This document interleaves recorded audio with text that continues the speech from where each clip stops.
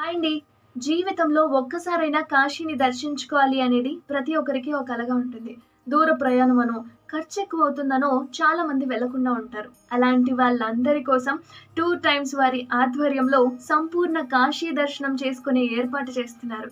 August 10 నుంచి 19వ తేదీ వరకు ప్రయాగ్‌రాజ్ త్రివేణి సంగమ స్నానం, మాధవేశ్వరి శక్తిపీఠం, ఇక కాశీలో 9 రోజులు నిద్ర చేసే అవకాశం, శ్రీ కాశీ విశ్వనాథుని దర్శనం, శ్రీ విశాలాక్ష్మి, శ్రీ అన్నపూర్ణ దర్శనం, నవదుర్గలు, అష్టభైరవులు, ద్వాదశ ఆదిత్యులు, వరాహిమాత, కాశీలో విశేషమై గుప్తమైన ఆలయాల సందర్శన చేసుకోవచ్చు.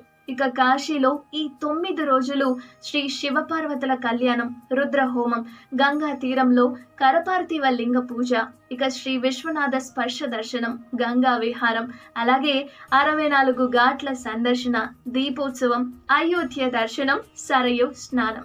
ఇక ఈ 9 రోజులు వసతి, భోజనం, సందర్శనం, ప్రయాణ టికెట్లలో కలిసి మొత్తం ప్యాకేజ్లలో ఉంటుంది. ఇదంతా ప్రయాణమనో, ఖర్చెక్కువవుతుందనో చాలామంది వెళ్ళకుండా ఉంటారు. అలాంటి వాళ్ళందరి కోసం 2 టైమ్స్ వారి ఆధ్వర్యంలో సంపూర్ణ కాశీ దర్శనం చేసుకునే ఏర్పాటు చేస్తున్నారు.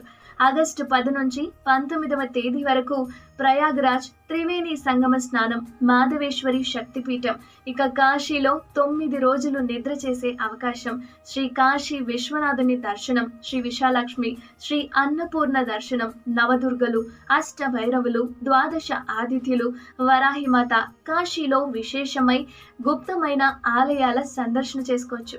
ఇక కాశీలో ఈ 9 రోజులు శ్రీ శివపార్వతుల కళ్యాణం, రుద్రహోమం, గంగా తీరంలో కరపార్థివ లింగ పూజ, ఇక శ్రీ విశ్వనాథ స్పర్శ దర్శనం, గంగా విహారం, అలాగే 64 ఘాట్ల సందర్శన, దీపోత్సవం, అయోధ్య దర్శనం, సరయు స్నానం.